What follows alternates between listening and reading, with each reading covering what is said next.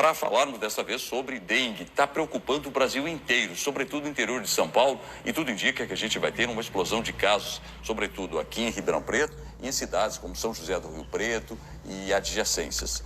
Então, é isso que nós estamos enfrentando. É resultado do quê, doutor Vitor? Bom dia, Borda, pessoal do que nos acompanha. Ô, Borda, essa projeção que nós fizemos é uma estimativa, considerando isso que você mencionou com a gente, casos do passado. Nós estamos observando que desde 2022 estamos passando por surtos de dengue na região de Ribeirão Preto e em outras regiões do estado de São Paulo também, e também em outras regiões fora do estado de São Paulo. E de 2022 até 2024, esses surtos eles estão sendo cada vez mais intensos.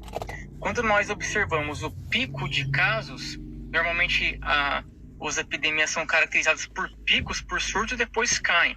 Porque é uma doença que, até o momento, estamos considerando como uma doença de característica sazonal. E de 2024 foi o pior ano quando nós comparamos desde 2020.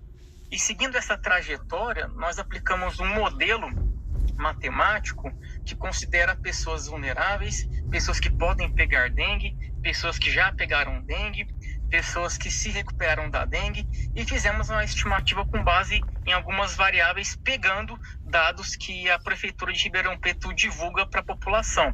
É um site que é público para todo mundo ter acesso.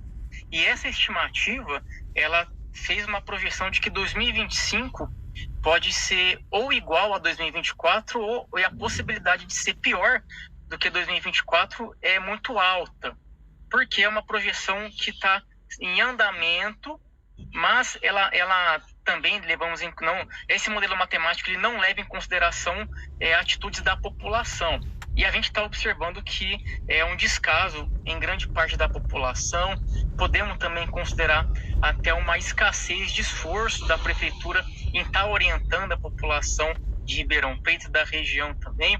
E tudo isso levando no contexto atual, se a gente for considerar apenas o crescimento da doença, é muito possível que em 2025 tenhamos um surto pior de dengue em comparação a desde 2020, né? Que 2024 foi o pior ano, então essa estimativa leva a um direcionamento de que 2025 vai ser pior ainda do que 2024.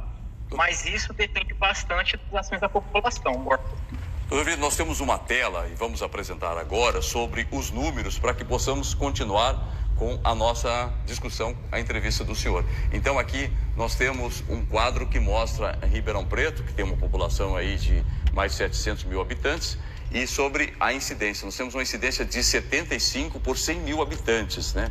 É um número alto. E aí nesse gráfico a gente vai acompanhando que em 2016 nós tivemos um pico, né? Que foram os casos de alerta vermelho. Depois, esses casos foram reduzidos e eles começam aí, a gente vê na tabela, a subir a partir de 2023, que foi um pouquinho maior que 22, e 24 já tem um pico mais acentuado. A ministra da Saúde disse recentemente em uma entrevista coletiva que os casos de dengue no Brasil estavam sendo provocados por essa variação, por essas mudanças climáticas, efeitos do clima. Agora eu pergunto para o senhor, é só isso? Dá para a gente ser reducionista nessa avaliação? Ou existem outros fatores, como, por exemplo, a falta de uma política sanitária do governo federal em relação à dengue? Porque isso não se dá pontualmente em algumas regiões. Isso se dá em todo o Brasil. Então, o Brasil registrou, por exemplo, em 2024, 6.600.000 casos de dengue, com mais de 6 mil mortes. É um absurdo, elevadíssimo esse número. Não está faltando um pouco mais de uma política voltada para isso, professor? Exatamente, Borda. A gente considera um fato muito triste de que a dengue é uma doença que há décadas ela afeta o Brasil e em 10, 15 anos atrás o Brasil como um todo ele se deixou ser vencido pela doença. Em consideração ao que você mencionou, que é muito importante, fatores climáticos, isso é uma das variáveis que afeta também o crescimento da doença. Mas a gente não pode levar em consideração apenas o fator climático. Tem os fatores de prevenção da doença, que a gente sabe muito bem como se proteger, é você evitar focos da água. É importante, Borda, o pessoal que está acompanhando a gente ter conhecimento de que Os ovos do mosquito da dengue, eles conseguem sobreviver num ambiente seco, eles chegam até a sobreviver durante 1 ano, ou seja, aquele foco que está numa parede, num chão que está seco, se ele chove 1 ano depois e a água sobe, isso vai fazer com que os ovos da dengue continuem a liberar as larvas, os mosquitos, e ele volte a infectar pessoas. Então, é sempre importante ter conhecimento disso. E aí, se a população não tem esse cuidado com o controle da doença, consequentemente, isso é uma característica de vários vírus, o vírus da dengue ele vai podendo sofrer mutações, porque quanto maior o número de pessoas infectadas pelo vírus da dengue, maior é a possibilidade de sofrer mutações. E nós já estamos detectando, de acordo com amostras do Butantan, do Instituto Adolf Lutz, de que existem algumas variantes novas entre a dengue D1, dengue 2, 3 e 4, a 2 e 3, que não costumavam prevalecer em algumas regiões, já estão prevalecendo, ou seja, conta também a parte da mutação do vírus, que pode, de acordo com a lei da seletividade natural, pode fazer com que os vírus mais fortes, vamos dizer assim, eles prevaleçam na população.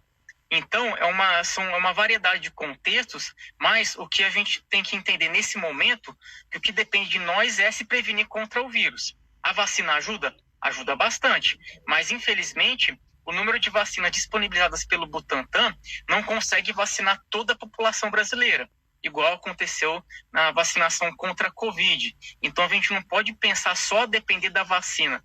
Temos que depender também das atitudes da população e das entidades governamentais.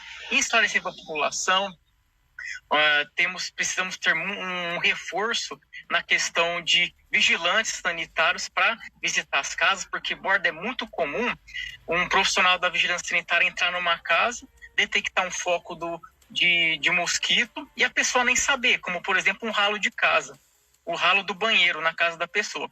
Portanto, Borda, é muito importante que tanto a população quanto as entidades governamentais deem uma reforçada nisso, principalmente agora, em 2025, porque depende muito das nossas atitudes e do governo para evitar um surto de dengue nesse ano que seja pior do que os outros anos, Borda. Perfeito. Doutor Vitor, muito obrigado pelas informações, pelos esclarecimentos e